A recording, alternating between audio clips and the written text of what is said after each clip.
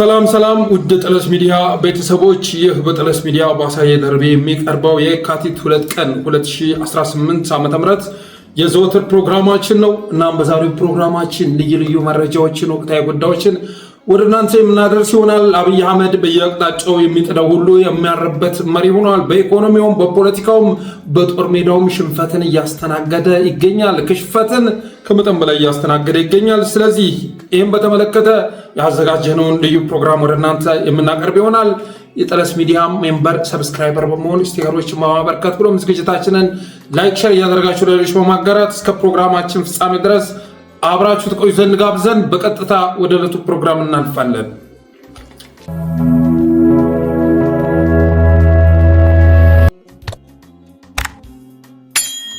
ወደ ግንባር መረጃዎች ከመሸጋገራችን በፊት አንድ መረጃ ወደ እናንተ ማድረስ ፈለግን። ይኸውም የኢትዮጵያን ከረንሲ ይመለከታል። ከወራት በፊት ከዓለም 3ኛ ደረጃ ላይ በደካማነቱ ተቀምጦ የነበረው የኢትዮጵያ ገንዘብ በአሁኑ ሰዓት ላይ ከዓለም አንደኛው የመጨረሻ ደካማው ገንዘብ ተብሎ ከዓለም አንደኛ ደረጃ ላይ ተቀምጧል። ይኸውም ሪፖርት ያወጣው ወርልድ ስታቲስቲክስ ሲሆን የ23% የውድቀት የመንኮታኮት መጠንን በማስመዝገብ የኢትዮጵያ ከረንሲ አንደኛ ደረጃ ላይ ተቀምጧል። የቱርክ በ21% ሁለተኛ ደረጃ ላይ ተቀምጧል። ለዚህ ምክንያቱ እንግዲህ ጦርነት በመስፋፋቱ የተነሳ ሙስና በመበራከቱ የተነሳ የቅንጦት ፕሮጀክቶች ከችግር ፈቺ ፕሮጀክቶች ይልቅ አብይ አህመድ የቅንጦት ፕሮጀክቶች ላይ ትኩረት አድርጎ እየሰራ በመሆኑ የተነሳ የኢትዮጵያ ገንዘብ ከቀን ወደ ቀን እየመሸከ ይገኛል። ሃላላ ሎጂን ብታስገነባ ምን ትርጉም አለው? ሃላላ ሎጂ ጨበራ ጩርጩራ ጎርጎራ እያልክ ስትገነባ ብትኖር ትርጉም የለውም። ለኢትዮጵያ ሕዝብ ጠብ የሚል ነገር የለም። ሃላላ ሎጂ ለአንድ አዳር 40 ሺህ ብር ይከፈላል። ለአንድ አዳር 40 ሺህ ብር ይከፈላል። እስካሁን ድረስ በአንድ ዓመት ውስጥ የጎበኞች ቁጥር 14 ነው። በነገራችን ላይ 14 ጎብኝ ነው እስካሁን የጎበኘው። ምክንያቱም ለአንድ አዳር የሚከፈለው 40 ሺህ ብር ነው። ይህም በዶላር እንኳን ብታስቡት $200 መክፈል ይጠበቅባቸዋል ማለት ነው። የአንድ ኢትዮጵያዊ ፌዴራል ላይ የሚሰራ ኢትዮጵያዊ የወር ደመወዝ ስንት ነው? 20 ሺህ ብር ነው። እና የወር ደመወዙን ኢንቨስት አድርገው እንኳን አንድ ቀን ሃላላ ሎጂ ማደር አይችልም። አንድ ቀን ጎርጎራ ማደር አይችልም። ታዲያ ሄደ የኢትዮጵያ ሕዝብ ምኑ ነው?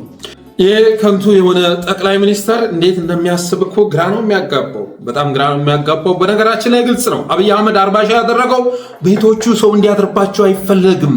ቤቶቹ እየተሰሩ ያሉት እኮ እንግዲህ 100 ዓመት ሞልቶት አብይ አህመድ ባዮሎጂካል በሆነ መልኩ ሲሰናበትና ሞት ሲያስተናግድ ከዛ በኋላ ስሙ የሚታሰብባቸው ናቸው። እየተሰሩ ያሉት እኮ የኢኮኖሚ ገቢ እንዲያስገቡ አይደለም። የኢትዮጵያን ሕዝብ ችግር እንዲፈቱ ታስበው አይደለም። ቢያንስ እንኳ ሃይ ክላስ የምትለው ሰው ቪዲዮ እንዳድርባቸው ራሱ አይፈለግም። አንሶላቸው ሳይቆሽሽ ክላሶቹ ሳይበላሹ ጽድት እንዳሉ ቆይተው አብይ አህመድ ከሞተ በኋላ ስሙ እንዲታወስባቸው ነው የሚፈለገው። ስለዚህ የተሰሩበት ዓላማ ያ በመሆኑ የተነሳ አሁን ላይ እያንዳንዱ ሎጂ ሪዞርት ኪሳራ እያስተናገደ ይገኛል። ሃላላ ሎጂ በአንድ ዓመት ውስጥ 14 ሰው ብቻ ነው የጎበኘው። እነዛ 14 ሰዎች እነማን ናቸው ተብሎ ቢቆጠሩ አብይ አህመድ፣ ሽመልስ አብዲሳ፣ አዳነች አቤቤ እያልክ ልቆጠር ትችላለህ። እንደው ኢትዮጵያ ምን አይነት ጥፋት አጥፍታ ይሆን እንደዚህ አይነት ከንቱ መንግስት የመጣባት? ምን አይነት ኃጢአት ብትሰራ ይሆን አብይ አህመድን የመሰለ ወፈፌ መሪ ለዋ ላይ የወደቀባት ብዬ ጠይቃለሁ። የሆነ ሆኖ ግን አብይ አህመድ ጦርነትን ከቀን ወደ ቀን በማጠናከሩ የተነሳ ኦህዴድ ሙስና ውስጥ ጠልቆ በመግባቱ የተነሳ የቅንጦት ፕሮጀክት ዋነኛ የመንግስት ትኩረት በመሆኑ የተነሳ የኢትዮጵያ ከረንሲ ከዓለም አንደኛ ደረጃ ላይ ተቀምጧል። የመጨረሻ ደካማው ከረንሲ ተብሎ ከዓለም አንደኛ ደረጃ ላይ ተቀምጧል። ሌላው 4ኛ ዙር ብድር ለማግኘት አብይ አህመድ አዳዲስ ታክሶችን በአይኤምኤፍ ትዕዛዝ ተጨማሪ ታክሶችን ሊጥል መሆኑን ተሰምቷል። 4ኛ ዙር ብድር ለማግኘት ተጨማሪ ታክሶችን መጣል አለብህ የሚል ትዕዛዝ ተሰጥቶት እነሱን ተግባራዊ ለማድረግ መፈራረሙን ዋዜማ ሬዲዮ ዘግቧል። ድጎማን ያነሳው አገዛዝ ብዝበዛን ተክቷል። ከዓመታት በፊት ለነዳጅ ለመሳሰሉ ነገሮች ድጎማ ነበር። አሁን ብዝበዛ ተጠናክሯል። ጌታዬ ድጎማውን ሙሉ ለሙሉ ማንስቶ ህብረተሰቡ መበዝበዝ አለብኝ፣ እኔ ወጪን አልቀንስም፣ ሪዞርት መገንባቴን አልተውም፣ ሙሰኝነቴን አላቆምም፣ መስረፍ እፈልጋለሁ ስለዚህ ህዝቡ ያለውን የለጉርስ እየነጠቁኝ ብድሬን እከፍላለሁኝ ብሎ እየተንቀሳቀሰ ይገኛል። ስለዚህ ድጎማን ያነሳው አገዛዝ ብዝበዛን ለመተካት ለማስፋፋት ማቀዱ ተሰምቷል። የተሽከርካሪ ባለቤትነት ግብር ሊጣል መሆኑ ተሰምቷል። የተሽከርካሪ ባለቤትነት ግብር ሊጣል መሆኑ ተሰምቷል። በነገራችን ላይ አሁን ኢትዮጵያ ውስጥ ሀብት ያለው ሰው እኮ የኔ ነው ማለት አትችልም። መሬት የመንግስት ነው ይባላል አይደለ? ህንፃውስ የማን ነው? በህንፃው ውስጥ ያለው ሀብትስ የማን ነው? እና አብይ አህመድ አይደለምን? አዲስ አበባ ላይ ያሉ ህንፃዎች በሙሉ የአዲስ አበባዎች ሊባል አይችልም። በፍጹም እንደዛ ሊባል አይችልም። ዛሬ መሬት ቢኖርህ ቤት ቢኖርህ ሽጠህ እንኳን ትናንት ያወጣውን ወጪ ተክተህ እንዳትሄድ የተለያዩ አሻጥሮች በመፈጸም እንዲንኮታኮት አድርገውታል። ዋጋውን እንዲንኮታኮት አድርገዋል። ስለዚህ ኢትዮጵያ ውስጥ ተጨማሪ ታክስ ማምጣት ይቅርና ኢትዮጵያ ውስጥ ያለ ንብረት በሙሉ ፕሮፐርቲ በሙሉ ያገዛዙ ነው ተብሎ ቢገለጽ ተገቢነት ያለው ይመስለኛል። የግል የሚባል ነገር የለም። ኦህዴድ የፈለገ ቀን ሁሉንም ነገር መቀማት ይችላል። ፋብሪካ ቢኖርህ የፈለገ ድርጅት ቢኖርህ እነሱ ከፈለጉ ከቢዝነስ ውጭ ያደርገዋል። ምክንያቱም መንግስት ተብለው ሊገለጹ የሚችሉ አይደሉም። በተለይ ደግሞ በአዲስ አበባ ያለው ሁኔታ ዘግናኝ ነው። ካሳው አንበሳው የሚባል ልጅ በፌስቡክ የምታውቁ ይመስለኛል። ኢኮኖሚስት ይመስለኛል። በብዙ ሀሳቦች አንስማማም። በተለይ የአማራ ልጆችን በመንቆር ዝቅ በማድረግ የሚታወቅ ልጅ ነው። ግን ዛሬ ደግሞ አንድ አርቲክል አጋርቷል። ምን ይላል? ኢትዮጵያ ሲሄድ መንጦልጦል አላበዛም አለ። አልንቀዠቀዥም። አንድ የሚመቼ ቦታ ካገኘው ቦታውን አዘውትረዋለሁ። ይህ ደግሞ ከማናጀር እስከ አስተናጋጅ የማወቅ እድል ይፈጥርልኛል። አንድ ቤት 4 ቀን ራሴን የማገኘው የሁሉም ወዳጁኝ ነው። አይ ቲንክ አይ አም ቻርሚንግ ፐርሰን ይላል። ብቻዬን ወደ ኢትዮጵያ አልሄድም። ከጓደኞቼ ጋር ያመቀጠሮ ይዘን የረፍት ቀናችንን አገጣጥመን ነው አብረን የምንነደው። በአመት አንዴ የተገናኘው ሰው ደግሞ መጫወት ግድ ይለዋል። ለጨዋታ ከወንበር መድሊስ ይመቻል። መድሊስ ላይ ሰው በጉንጩ የሚያደርገው ነገር ይኖራል። ጭሳጭስ አይጠፋም። ከራማውም መለማመናችን ግድ ነው ይላል። እንዲህ ካለ ቦታ መጥተህ ቀጥታ ወደ ክለብ አትሄድም። ንፋስ ሊያገኝህ ይገባል። ለዚህ ደግሞ ቦሌ አትላስ ከሚገኘው ፉድ ዞን የተሻለ ቦታ አይገኝም። አሪፍ ኦፕን ኤሪያ አለው አለ። ፉድ ዞን አዘወትር እንደነበር የእግረኛው ሚዲያን ባለቤት ተክለ ሃይማኖት አዳነ ለምስክርነት መጥራት እችላለሁ።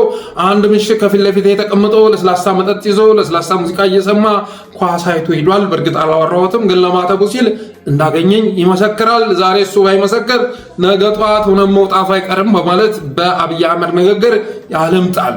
ለማንኛውም ፉድ ዞን የያዘው ቦታ ከ500 ካሬ አይበልጥም። 24/7 ክፍት ነው። እያንዳንዱ 8 ሰዓት የሚሸፍን 3 የስራ ወይም የሰራተኛ ሽፍት አለ። በአንዱ ሽፍት ከ22 ያላነሱ ሰራተኞች ይሰራሉ። ይህም በአግባቡ ተከታተሉኝ። 22 ሰራተኞች ይሰራሉ። 2 ሴቶች በቋሚነት ሽንት ቤቱ ጋር አሉ። አንዷ ያለረፍት ታጸዳለች። ሌላኛዋ እጁን ታጥቦ ለጨረሰ ደንበኛ ሶፍት ታቀብላለች። እጅ ማድረቂያ ያለው ውሃ ከሌለ የምታንቆረቆር 3ኛ ልጅ ትጨመራለች። ቤቱ 3 ጋርዶች አሉት።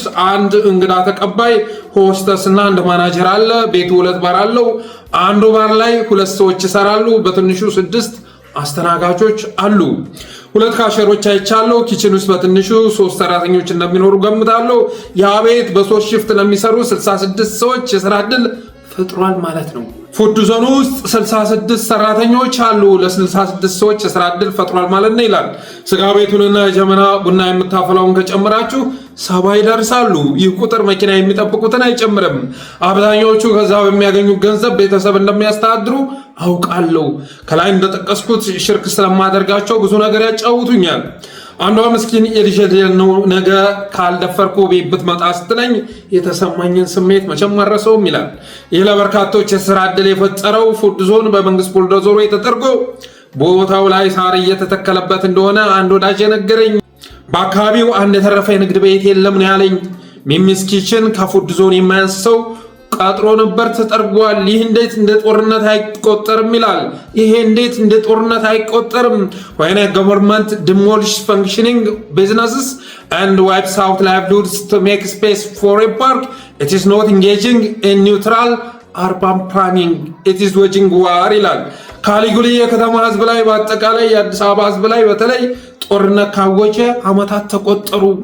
የሚወራው ግን አማራና ኦሮሚያ ክልል ላይ ስላለው ጦርነት ብቻ ነው። ጦርነት ህይወትን ብቻ ሳይሆን የኑሮ መሰረትን ወይም ላይቭሊሁድስ ያጠፋል የአዲስ አበባ ህዝብ ላይ ድሮን አልዘመተም ካላላችሁ በስተቀር በሚሊዮን የሚቆጠሩ ሰዎች የኑሮ መሰረት በካሊጉሊ አህመድ ጠፍቷል። ልማት በሚሊዮን ለሚቆጠሩ ዜጎች የስራ ዕድል ሲፈጥር እንጂ በሚሊዮን የሚቆጠሩ ዜጎችን ከስራቸው ሲያፈናቅል አንብቤም አይቼም ሆነ ሰምቼ አላውቅም። እጅግ ያሳዝናል። ለሀገሬ አለቀስኩ በማለት ገጠመኙን ገልጿል። እና ይህንን ማቅረብ ያስፈለገኝ በአዲስ አበባ ላይ እየተከሰተ ያለው ሁሉንም ነገር ጠቅልሎ የሚያቀርብ ስለሆነ ነው። ፉድ ዞን ላይ የተከሰተው በመላ አዲስ አበባ የተከሰተ ነው። አብይ አህመድ ማለት ህዝብን ለማደሄት አቅዶ በብሔር ከፋፍሎ ህዝብን እያፈናቀለ ትናንት የነበረ መስተጋብርን እየበጣጠሰ ሳር የሚተክል አበባ የሚያፈላ ከንቱ ሰው ነው። በትናንትናው ዕለት ደግሞ ኦህዴድ ቤት ለቤት እየገባ ውሻ ሲገድል ነበር። ጌታዬ ከ500 በላይ ውሻ ገድሏል ትናንትና አዲስ አበባ ላይ ቤት ለቤት እየዞረ ባለቤት ያላቸውን ባለቤት የሌላቸውን አይደለም ባለቤት ያላቸውን በተለይ ደግሞ በአቃቂ ቃሊቲ ፖሊሶች በመንግስት ትዕዛዝ ነው እያሉ ቤት ውስጥ እየገቡ ውሻ ሲገድሉ ነበረ። ዛሬ ውሻ መጥቶ የገደለው ነገ አንተንም የሚምረህ ከመሰለ ተሳስተሃል። ሰዎቹ በተፈጥሯቸው ጨካኞች ናቸው፣ አውዳሚዎች ናቸው፣ ለምንም ነገር ርህራሄ የማይሰማቸው ጉዶች ናቸው። ዘርፈው ለመኖር የተፈጠሩ ናቸው ጌታዬ፣ የተፈጠሩ ናቸው። ስለዚህ በቃኝ ካላልክ በስተቀር እነሱ በቃኝ ይላሉ ብለህ እንዳታስብ። አንዱ መጥቶ መኪናህን ህንፃህን ቀምቶ ባጃጅህን ሲተውልህ ሌላኛው ከገጠር ይመጣና ባጃጅህን ይመኛል። እንደዛ ነው ጌታዬ፣ ካልቸር ነው። ስለዚህ ይህን ነገር ማስቆም የምትችለው በቃኝ በማለት ነው፣ በመደራጀት ነው፣ በመነሳት ነው። ከዚህ በኋላ ተኝቼ አልሞትም ብለህ መንቀሳቀስ ስትችል ነው። እና ካሳንበሳ እንዳለው ግን አዲስ አበባ ላይ ጦርነት ከተጀመረ 4 ዓመት አለፉ። 4 ዓመት አልፎታል አዲስ አበባ ላይ። ምናልባት የአዲስ አበባው ጦርነት ለየት የሚያደርገው ቤቱ የሚፈርሰው በድሮን አይደለም፣ በድሮን ሳይሆን በዶዘር ነው የሚፈርሰው። ልዩነቱ ያ ነው። ካሳንቺስ የወደመው ጦርነት ታውጆ ነው ጌታዬ። ፒያሳ የወደመው ጦርነት ታውጆ ነው። እና ልክ እነ ፈረንጅ መቃብር በአበባና ሳር ቢሞሉትም እዛ አካባቢ የነበረው ህይወት ሲንቀሳቀስ የነበረው ፍጥረት ሊጠፋ የቻለው ጦርነት ስለታወጀበት ነው።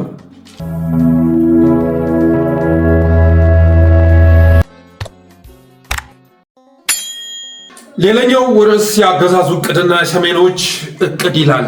የአገዛዙና የሰሜኖች እቅድ አገዛዙ እስከ ምርጫ በልዩ ልዩ አጀንዳዎች ህዝብን ሲያደናገር ከርሞ ምርጫ ማካሄድ ነበር የ2018 እቅዱ። እስከ ምርጫ ድረስ የተለያዩ አጀንዳዎችን በማምጣት ባህር በር በማለት አሰብ በማለት የሆነ መግለጫ መስጠት፣ የሆነ ንግግር በማድረግ በየቀኑ የሚሆን ነገር በመስጠት ምርጫ ማካሄድ ነበር እቅዱ። ይሁንና ሰሜኖች ግን በፍጹም ቅቡልነትና ህጋዊነት ያለ መንግስት ልትሆን አትችልም። ይህን እቅዱን ተረድተው ሰሜኖቹ ቅቡልነት ያለው እንደገና 5 ዓመት ተመርጦ ህዝብን እየገደለ መክረም የሚችል መንግስት ልትሆን አትችልም ብለው ተነስተውበታል። ስለዚህ ከዛ እቅዳቸው ደግሞ የሚያስቆማቸው እንደሌለ የደረሰ መረጃ ያመለክታል። 40 ዝባዝንጌ እያመጣ 40 ብጥስጥሳ አጀንዳ እያመጣ ልታከሽፍ ብታስብም በፍጹም አይሳካም ጌታዬ። የአብይ አህመድ እቅድ ተባኗል። በአብይ አህመድ ዘመን የሚመለስ የአማራ ጥያቄ የለም። እኛ ደምድመናል። ተስፋ ያልቆረጣችሁ ሰዎች አገዛዙ ጋር ተለጥፋችሁ ጊዜያችሁን ማባከን ትችላላችሁ። በአብይ አህመድ የሚመለስ የአማራ ጥያቄ የለም፣ የሚቀፈቀፍ ችግር ነው ያለው ብለን ከደመደምን ቆይተናል። ሰሜኖችም ይህን ስለተረዱ በየቀኑ አጀንዳ እያመጣ እየረበረበ አነጋጋሪ ንግግሮችን እያደረገ አብይ አህመድ በ2018 ምርጫዋ ላይ ቅቡልነት የሚያገኝባትን ህጋዊ የሚሆንባትን ምርጫ ካካሄደ በኋላ ከዛ ወደ ውድመቱ ለመመለስ ነበር እቅዱ፣ ወደ ጦርነት ለመመለስ ነበር እቅዱ። በኢትዮጵያ ፍርስራሽ ላይ አንዲት ሀገር የማዋለድ ነበር ህልሙ። ሰሜኖች ይህን ተረዱ። ምርጫ አታካሄድም፣ ቅቡልነት ያለ መንግስት ልትሆን አትችልም። በተለይ ደግሞ ትግራይና አማራ ላይ አይታሰብም አሉና መጠቃቀስ ጀመሩ። ናና እየተባባሉ መጠራራት ጀመሩ። ስለዚህ አብይ አህመድም ይሄን በመረዳቱ የተነሳ ወታደሩን አስጠግቷል። ከባድ መሳሪያው ቀርቧል። ተኩስ የሚል ትዕዛዝ መስጠት ብቻ ነው የቀረው። ምክንያቱም በምርጫ መጡበታ፣ በወንበር መጡበታ። ይሄ እኮ የሀገር ሉዓላዊነት ምናምን የሚለውን ተውት። ምርጫ እንዳይካሄድ እንቅፋት ስለሆነ እንጂ የኤርትራ መንግስትም አብሮ ሰሜኖች ጋር እየሰራ ስለሆነ ነው እንጂ መቀሌም መጥቶ ቢቆጣጠረው ችግር የለውም። ከምርጫ በኋላ የኤርትራ መንግስት መጥቶ መቀሌ ቢገባ ችግር የለበትም። አብይ አህመድ ችግር የለበትም። ወልቃይት ላይ ህወሓት ይቅርና ሱዳን መታ ብትገባ ግድ አይሰጠውም ለአብይ አህመድ። የኤርትራ ሰራዊት መጥቶ ወልቃይት ቢገባ ግድ አይሰጠውም አብይ አህመድ። ከምርጫ በኋላ የሚፈልጋት ሀገር ሸገር ነች። ሸገር እና የተወሰኑ የሸዋ አካባቢዎች እሱ የኔ ሀገር ብሎ የሚጠራው አካባቢ አለ። ከትልቂቱ ሀገር ላይ የሆኑ ቁርጥራጮች ናቸው የአብይ አህመድ ሀገር።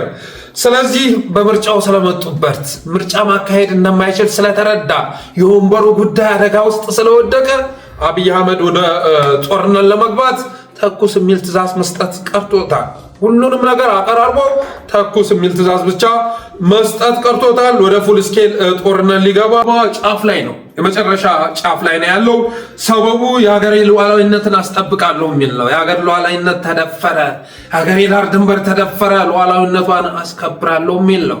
አብይ አህመድ የሀገር ሉዓላዊነት አስከብራለሁ ብሎ ሲናገር የሚሰማኝ ስሜት ሰይጣን 10ቱን ትእዛዛት አስጠብቃለሁ እያለ ሲናገር ከሚሰማኝ ስሜት ጋር ተመሳሳይ ነው። አብይ አህመድ ስለ ሀገር ሉዓላዊነት ሲያወራ ያ ፍጥረት ስለ 10ቱ ትእዛዛት ሲያወራ ነው ትዝ የሚለኝ። የሀገር ሉዓላዊነት ግድ የማይሰጠው ትርጉሙንም አያውቀውም። ፎርዛት ማተር አብይ አህመድ ሀገር ሉዓላዊነት ትርጉሙንም አያውቀውም።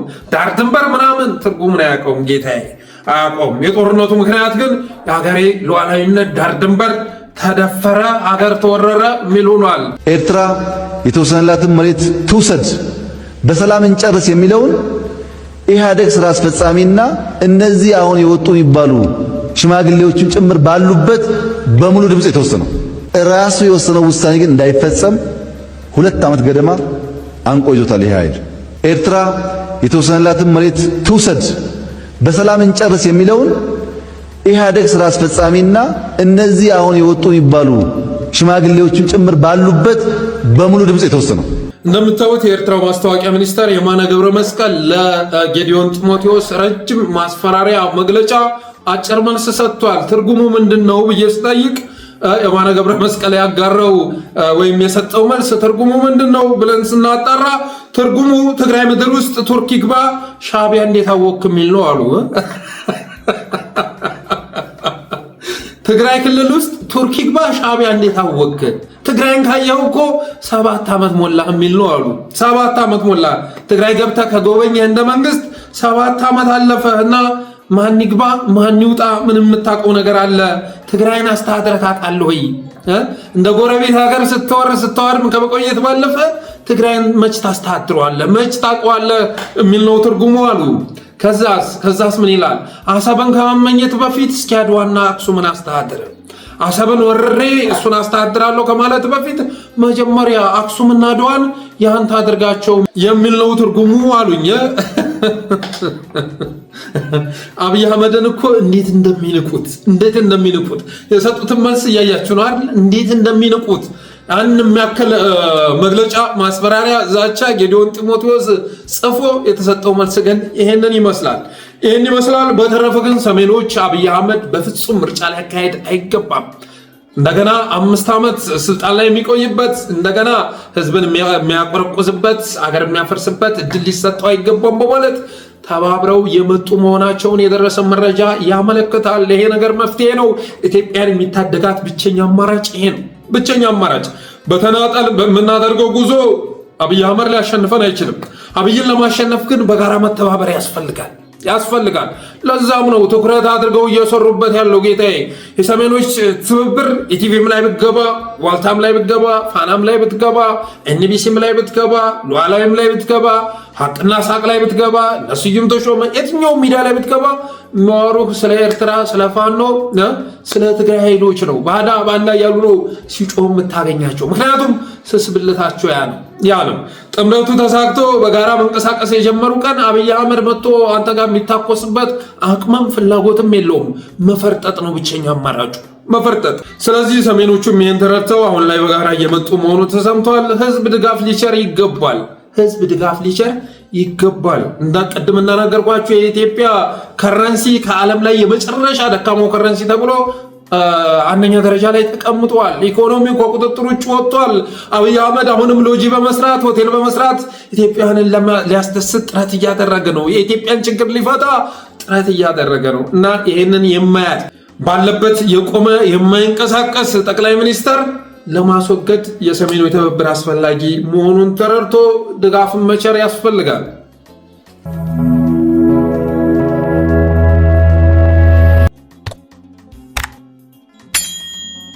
ሌላው በአማራ ላይ የታወጀውን ፉል ስኬል ወረራ ይመለከታል።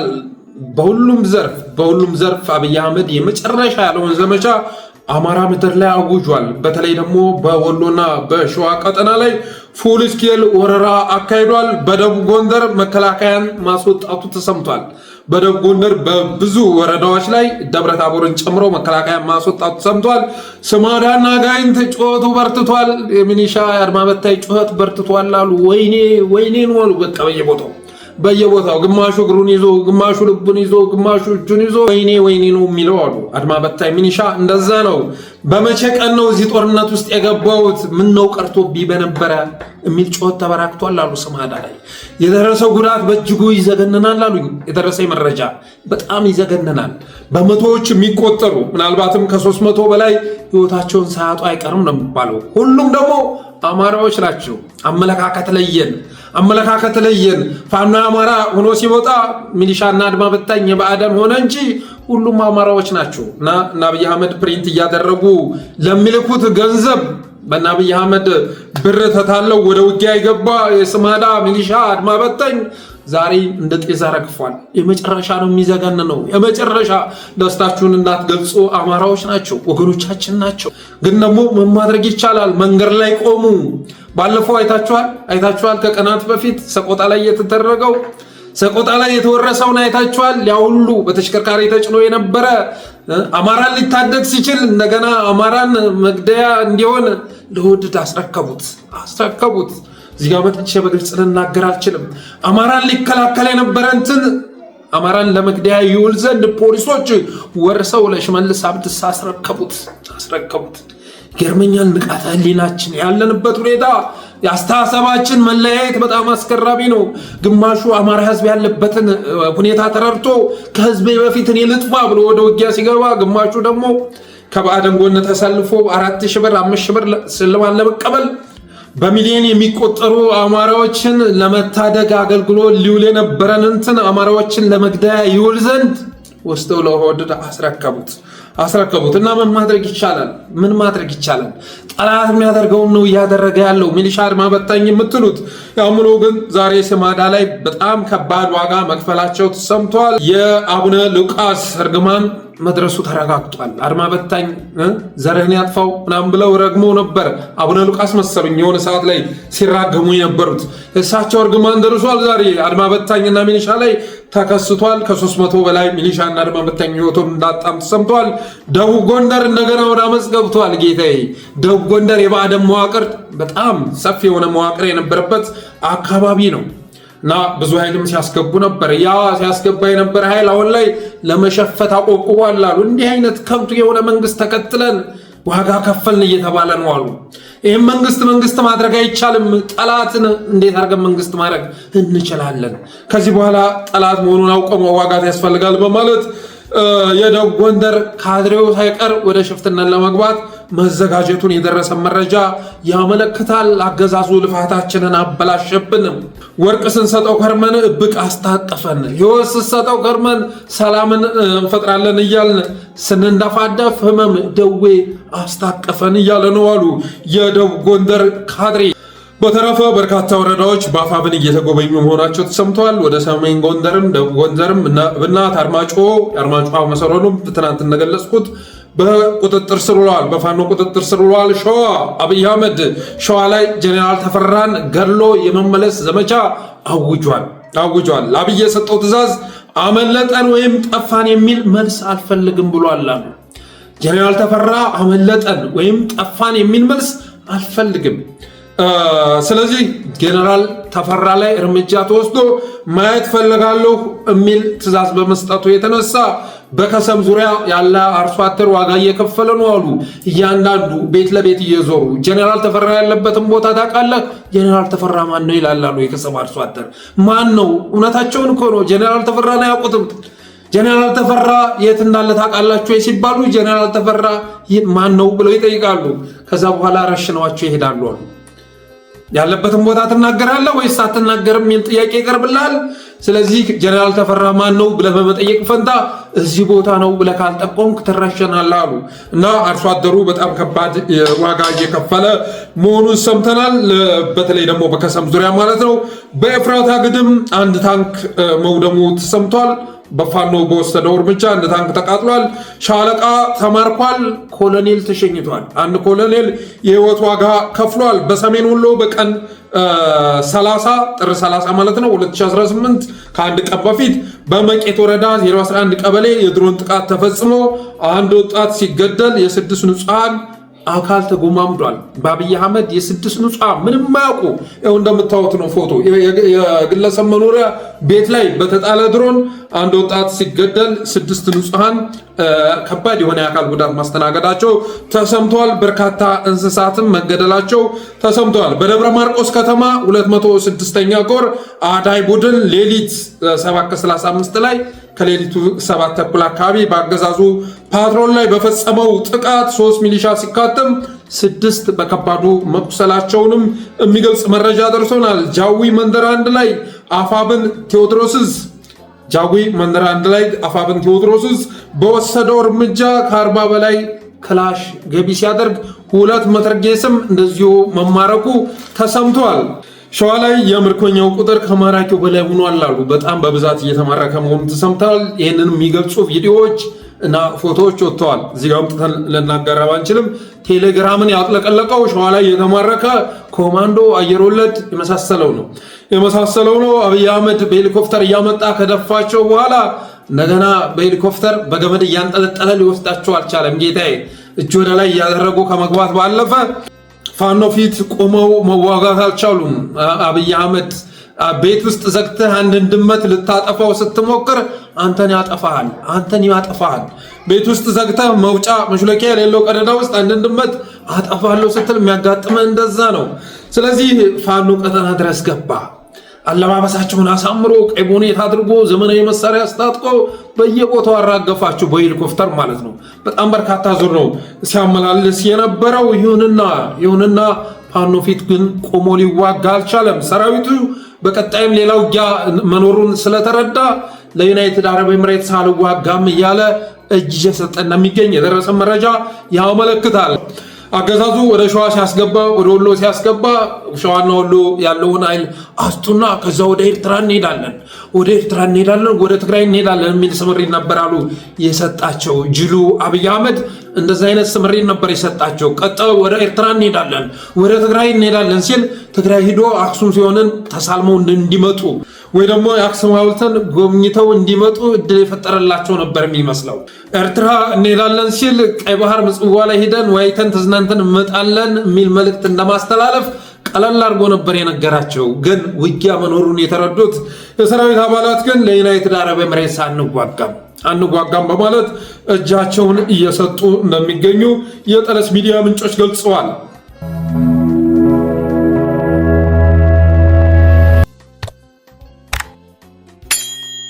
ሌላው እነ ማስረሻ ሰጤን ይመለከታል። እነ ማስረሻ ሰጤ በተለያዩ ሚዲያዎች ላይ የቀረቡ ተመሳሳይ ነገር ማለብለባቸውን አጠናክረው ቀጥለዋል። በአንድ በኩል የመታገያ መንገዱን የቀየር ነው፣ የትግል ምክንያት አለን፣ እነዛ የትግል ጥያቄዎቻችን አሁንም አልተመለሱም፣ እኛ ያደረግነው የመታገያ መንገዱን የቀየር ነው ይላቸዋል። እነ ኢያሱ አባተና ማስረሻ ሰጤ የመታገያ መንገዱን ቀየርን እንጂ ጥያቄዎቻችን አልተመለሱም ብለው ሲናገሩ ተሰሙና ዝቅ ብሎ ደግሞ ምን ሲል ትሰሙታላችሁ? ዙረን ሰላም ማስከበር አለብን፣ የክልሉን ሰላም ማስከበር አለብን በማለት ሲናገር ትሰሙታላችሁ። ማስረሻ ሰጤ ከቀናት በፊት በአገዛዙ ቴሌቪዥን ቀርቦ ሌላ ዙር ጦርነት አሰላለፍ በመቀየር አማራን ሕዝብ ለመውጋት መዘጋጀቱን ሲገልጽ ነበር። ተላክና ያለውና እዚያ ተባባሪ በመሆን ዙረንም ሰላም ማስከበርም አለብን፣ ግዴታችንም ነው። አሁን ያሉ በየካምፑ ያሉ በየአካባቢው ያሉ ተዋጊዎቻችንን ወደ ሰላም ማስከበር ውስጥ እናስገባቸዋለን። ለዚህ ደግሞ ህብረተሰቡ አቬሌብል መሆን መቻል አለበት፣ መረጃ በመስጠት ማገዝ መቻል አለበት እና አብሮ የሰላሙ አካል መሆን መቻል አለበት። በሌላ ጎኑ ደግሞ የዚህ የጠላትን ተልዕኮ ይዘው የሚንቀሳቀሱ ወገኖች በዚህም ፊታቸውን ይቀያየሩ እንጂ ዋና አጀንዳ ሰጪው በሀገር ጥቅም ላይ የመጣ ስለሆነ ይሄን ደግሞ ነው ማለት ደግሞ መልመድ መቻል አለበት የሚል ጥሪ ነው ማለት ነው። እንደሰማችሁት ነው እንግዲህ ማስረሻ ሰጤ መታገያ መንገዱን የቀየር ነው ከጦርነት ወደ ሰላም ነው የመጣ ነው ካለ በኋላ ዙረን ሰላም ማስከበር አለብን ይላል። የወንድሙ ሞት አማራን በመቅጣት አማራን በመበቀል ማካካስ መፈለጉን ገልጾልናል። ወንድሙን የገደለው በነገራችን ላይ አገዛዙ ያሰማራው ኃይል ነው። በፋኖ በተወሰደ እርምጃ አይደለም የማስረሻ ወንድም ህይወቱን ያጣው እና የወንድሙ ሞት አማራን በመቀበል ለማካካስ መዘጋጀቱን ገልጿል። ህዝቡ መጠንቀቅ አለበት ብሏል። መጠንቀቅ አለበት።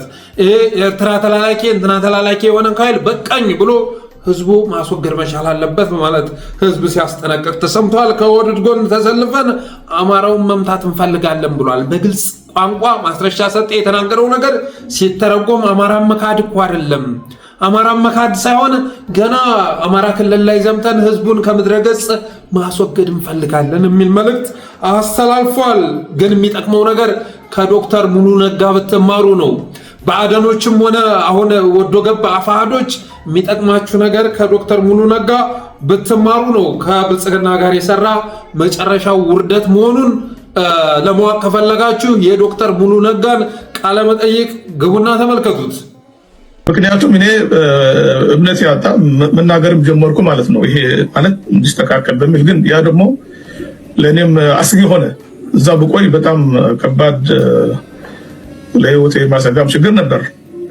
ጥበቃዎች የተነሱ ምን በሪፖርተር ስለተናገሩ አንድ ነገር ሀሳብ ላቀረብኩ ያ ሲሆን እንግዲህ እዛ መቆየቱ ያው ታውቋለህ የሚመጣው ችግር አሁን ያለው መንግስት ትችት አይፈቀድም ይታወቃል። ጠቅላይ ሚኒስትሩ በሆነ እንትን ላይ ለትግራይ 100 ቢሊዮን ብር በጀት የሚል ንግግር ነበር።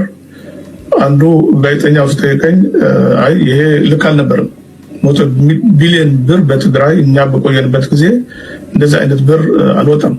ስለዚህ ይሄ ውሸት ነው፣ ትክክል አይደለም ብዬ መልሻለሁ። አድግራት አይ ቲንክ አብርሃም ነበር መሰለኝ ሄደናል። አድግራት ስንሄድ መድኃኒት ፋብሪካ አለ፣ እዛ አድግራት መድኃኒት ፋብሪካ አለ። ዩኒቨርሲቲው ደግሞ የፌዴራል ነው። መድኃኒት ፋብሪካ የሀገር ነው። መድኃኒት ፋብሪካ ማለት ትግራይ ይኑር ኦሮሚያ የቤት ይኑር ያን ካመረተ ለሳፖርቱ ለኢትዮጵያ ነው። እና ሲሄድ መድኃኒት ፋብሪካው የኤርትራ ሰራዊት ነው የያዘው፣ ዩኒቨርሲቲው የኤርትራ ሰራዊት ነው የያዘው፣ ኃይል ነው የያዘው። እንደዛ ጣስብ መከላከያ ደግሞ አለ። መከላከያ ደግሞ ካምፓኒ ሌላ ካምፓኒ ያለው። ከዛ እኔ እዛ የነበረው አዛዥ ኮሎኔል መሰለኝ በጣም ተናድጄ ለነዛም እንዲወጡ ያላቅሜ ነው እንግዲህ ቢጠቁስ ግን እንዲወጡ እዛ ያገኘኋቸው ልክ አይደለም። ምክንያቱም እያበላሹ ነበር፣ ባይን አይቻልም እያበላሹ ፋብሪካው ዩኒቨርሲቲውን በቃ ወድሞ።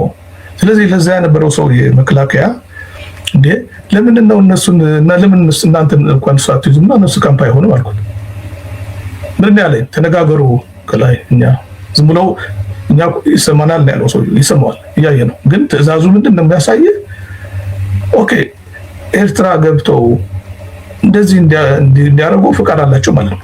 እዚህ የኤርትራና የኢትዮጵያ የነበረው አካሄድ ሲጀመር መርህ አልባ ነው። በሀገር ሰው ጋብዘ እንደዚህ ማድረጉ ራሱ ዋትኤቨር ዘ ኬዝ ገብተው ይባላል። ይሄ የብዙ ነገር ዲስከሽን አሉ። እሱ የራሱ ጉዳይ። ቢገቡም ኦኬ ገብተዋል እንበልና በኋላ ግን ስነጋገር እንዲወጡ ብዙ ነገር ስንስማማ ነበር፣ ግን አክሽን አይወሰድም። እንዲወጡ ተስማምተን ነበር። ለምሳሌ የምዕራብ ትግራይ እንድትስማምተን ነበር፣ ግን እስከምወጣ ድረስ ይሄ አልተፈጸመም። በኋላም ሂደት ነበርና ግን ቶሎ ብለህ ማረም አልተቻለም። በኋላ ግን አሁን ሳይው በጣም ነው የማፍረው። ይሄ ምን አይነት ምርህ አልባ ነው። አሁን ደግሞ በተቀራኒው የአሰብ የምናምን የሚል ደግሞ መጣ። በቃ የጥሎ ማለፍ ያው ጥሎ ማለፍ ይሄ አደገኛ አካሄድ የማጅራት መቼ አይነት አካሄድ ነው እና ይሄ ለኢትዮጵያም ለአካባቢው አይጠቅምም። ሁሉ ነገር በዲፕሎማሲ በንግግር በሰለጠነ መንገድ ኢንተርናሽናል ኮሚኒቲን በማሳመን የምትፈልገው ማግኘት መሞከር ያስፈልጋል እንጂ። እንግዲህ ዶክተር ሙሉ ነጋ ማለት በአንድ ወቅት የትግራይ ክልል ፕሬዚዳንት ተደርጎ የነበረ ሰው ነው። በአንድ ወቅት የትግራይ ክልል ፕሬዚዳንት ተደርጎ ነበረ በዛ በጦርነት ሰዓት ላይ ማለት ነው እና ከአቶ ገዱ ደብዳቤ ይልቅ አቶ ሙሉ ነጋ ያደረገው ቃለመጠይቅ ብዙ ነገር የገለጸ ነው። በጣም ብዙ ነገር። በነገራችን ላይ ከዚህ በፊት እንደተናገርኩት አቶ ገዱ ከሚያውቀው ሚስጥር መካከል 1% ተናግሯል ብዬ አላምንም። ሙሉ ነጋ ግን የሚያውቀውን ነገር በሙሉ ተናግሯል። በፌዴራል ፍቃድ ነበረ ፋብሪካ ሲነቀል የነበረው ማለት ቅጩን ተናግሯል። ይህንንም ቅሬታ በማቅረብ የተነሳ በጊዜው ልገደል ነበረ። ከውጭ የመጣ ሰራዊት ፋብሪካ እንዲነቅል የሚደረገው ለምንድን ነው ብዬ ስጠይቅ ከፌዴራል ትእዛዝ ተሰጥቷቸው ነው፣ ነቅላችሁ ሰዱ የሚል ትእዛዝ ተሰጥቷቸው ነው በማለት ሙሉ ነጋ ተናግሯል። አብይ አህመድ ባለፈው የትግራይን ህዝቤን አጎሳቆልክ በማለት ነው ኤርትራ ጋር የተጣላሁት እያለ ሲበሸከት የነበረ ቢሆንም በወቅቱ የነበረው ፕሬዝዳንት ግን የለም ፋብሪካውንም ስታስነቅል የነበርከው አንተ ነህ በማለት ቅጩን ተናግሯል። ሌላስ ምን አለ? ዶክተር ሙሉ ነጋ በወቅቱ ከሀገር ባልወጣ ኖሮ ሊገለኝ ነበር አለ። ብልጽግና ሊገለኝ ነበረ። ወደ አዲስ አበባ ከመጣሁ በኋላ ትግራይ ክልል ውስጥ ያለው ነገር ከቁጥጥር ውጭ ወጥቶ ወደ አዲስ አበባ ከመጣሁና ከትግራይ ክልል ፕሬዝዳንትነት ከተነሳው በኋላ ወደውኑ ጠባቂዎቼ እንዲነሱ ተደረጋለ። ጠባቂዎቼ እንዲነሱ የተደረገው ደግሞ እንደነ ሰዓረ መኮንን ሊያደርገኝ ነበር፣ እንደነ ገዛኢ አብርሃ ሊያደርገኝ ነበረ። ከዛ ከበላችሁ በኋላ ምን ይላል? በህወሓት ሰራዊት በተኮሰው የህወሓት ተላላኪዎች በተኮሱት ጥይት ህይወቱ አለፈ የሚል ዜና ሊሰራብኝ ነበር። ስለዚህ ከሀገር ባልወጣ ኖሮ አገዛዙ ላይ ያስገድለኝ ነበር በማለት ሙሉ ነጋ ቅጩን ተናግሯል። አያችሁ አይደል? የሚፈጸም ክደት በዛ በጦርነት ሰዓት ላይ ማንም ትግራዋይ በማያስብበት ሰዓት ላይ ሙሉ ነጋ ከአገዛዙ ጎን ተሰልፎ ህወሓትን ታገለ። መጨረሻ ላይ ግን ምንድነው የተደረገው? ጠባቂዎቹ እንዲነሳ ተደረገና ተገፍትሮ ለብቻው ተጣለ። ከዛ ሞትና አንዣበበበት ሲረዳ በቦሌም ብሎ ሾልኮ ወጣ እንጂ ሊገሉኝ ነበር በማለት ቅጩን ተናግሯል። ስለዚህ እነ ማስረሻ ሰጤ አሁን ላይ ያላችሁ የባዕደን ተላላኪዎች ከዚህ ብትማሩ ይጠቅማችኋል። የሚጠቅማችሁ ከዚህ መማሩ ነው። አብይ አህመድ በፍጹም የሱን እድሜ ማስቀጠል አይቻልም። የእናንተን እድሜ ማሳነስ፣ የእናንተን እድሜ መቁረጥ ካልሆነ በስተቀር የአብይ አህመድን እድሜ መቀጠል አይቻልም። እንደዚህ ተውኖ መንግስት ሊኮን አይቻልም። ኢኮኖሚው በዚህ ልክ እየዳሸቀ ህዝብ እየደህየ እሱ ባለኮከብ ሆቴል ገንብቶ 40 ሺህ ብር ለአንድ ናይት የሚከፈልበት ሆቴል እየገነባ በዛ ክብር እየሸመተ ስልጣን ላይ ሊቆይ አይችልም። በነገራችን ላይ ኦህዴድ አብይ አህመድን ለማስወገድ እየተነጋገረ ይገኛል። ከታማኝ ምንጭ የደረሰኝ መረጃ ነው የምነግራችሁ። ኦህዴድ አብይ አህመድን ተከትለን እስከ መጨረሻ ድረስ ስርዓታችንን ከምናስበላ እሱን እንብላውና እንቀደስ እያሉ ነው። ጌታዬ ጅብ ከሚበላ በልተህ ተቀደስ ነው ምናምን የሚባል አባባል አለ። አብይ አህመድን ለማስበላት ጥረት እያደረገ ነው ኦህዴድ። ከሰሜን ይመጣሉ እያለ አብይ አህመድ ጠላት ከሰሜን ገዳይ ከሰሜን ሲጠባበቅ ከጉያው እየወጣለት ነው። ስለዚህ የኦሮሞ ፖለቲከኞች በአጠቃላይ እየተሰባሰቡ እየተነጋገሩ መሆናቸውን የደረሰ መረጃ ያመለክታል። ያውም ያለ አብይ አህመድ ይሁንታ፣ ያለ አብይ አህመድ እውቅና ሁሉንም ነገር በቁጥጥር ስር እንዲውል ያደርገው በኦህዴድ አይደለም። ኦህዴድ አሁን እየተመካከረበት ነው። በቋንቋቸው ለይቶ ታማኝነትን በቋንቋ ደልድሎ አብይ አህመድ የሾማቸው ሰዎች እሱን ለመብላት እየተመካከሩ ይገኛሉ። አብይ አህመድም ይህን ተረድቶ በነገራችን ላይ በአዲስ አበባ ፍተሻው ተጧጡፏል። በአዲስ አበባ በሁሉም ክፍለ ከተሞች በተለይ ደግሞ ኮንዶሚኒየም ሳይቶች ላይ ሰፊ ፍተሻ ሲደረግ ነበር። ትናንት ወዳ አዲስ አበባ ላይ የነበረው ድባብ አስፈሪ ነበር። ሸዋ ላይም ያዘመተው ኃይል የሚፈልገውን ድል ማስመዝገብ ባለመቻሉ የተነሳ ኦህዴድም መፈንቅለ መንግስት እያሰበ ነው ተብሎ በመታሰቡ የተነሳ በተወሰኑ ሰፈሮች ላይ በተጠኑ ሰፈሮች ላይ ትናንት ወዳ በገፍ ቤት ለቤት እየተገባ ፍተሻ ሲደረግ ነበር። አሁንም ድረስ ባዕደኖች የአብይ አህመድ ተላላኪ ሆነው እያለቀለቁ ቢሆንም ኦህዴዶች ግን አብይን መንግስት ማድረግ እንደማይቻል ተረድተው እየተነጋገሩ ይገኛሉ። ይህም መረዳት ያስፈልጋል። የሙሉ ነጋን ኢንተርቪው ተመልከቱት። የአፋሕድ ወደጎቦች ተመልከቱ። ደቡብ ጎንደር ላይ የሆነውን ተመልከቱ። ስማዳ ላይ የሆነውን ደውሉና ጠይቁ። ትናንት አካባቢውን ሰላም ሲያስከብሩ የነበሩ ድንገት መከላከያ ጥሏቸው በመውጣታቸው የተነሳ ደረታቸውን ይዘው እጃቸው የቆሰለ እጃቸውን ይዘው እግራቸውን ታቅፈው እየጮሁ ይገኛሉ። ይህም መንግስት አምነን የገባነው ለምን ነው እያሉ ጸጸታቸውን እየገለጹ ይገኛሉ። ስለዚህ ያ ጊዜ ከመምጣት በፊት አስፈላጊው ነገር አብይ አህመድን ማስወገድ ነው። ለአንድ ግለሰብ ተብሎ የ130 ሚሊዮን ህዝብ ሀገር ከዚህ በላይ ሊጎሳቆል አይገባም። አንድ ቀውስ ደስ እንዲለው ተብሎ የኢትዮጵያ ህዝብ 130 ሚሊዮን ህዝብ ማልቀስ የለበትም። ስለዚህ የኢትዮጵያን ችግር ለመፍታት የመጀመሪያው ቅድመ ሁኔታ አብይ አህመድን ማስወገድ መሆኑን በመረዳት ከህዝብ ጎን ሆኖ መንቀሳቀስ ነው አዋጩ ነገር ማለት ወዳለሁ። በተረፈ አብራችሁ ስለቆያችሁ አመሰግናለሁ። የጥለት ሚዲያ ሜምበር ሰብስክራይበር በመሆን በተለይ ደግሞ ሰብስክራይብ በማድረግ እስኪ ያዩዋችሁ ከመውጣታችሁ በፊት ሰብስክራይብ አድርጉ፣ ስቲከሮችንም አበርክቱ፣ ዝግጅታችንንም ላይክ ሼር እያደረጋችሁ ለሌሎች አጋሩ በማለት የዕለቱን ፕሮግራም እንቋጫለን። እናመሰግናለን።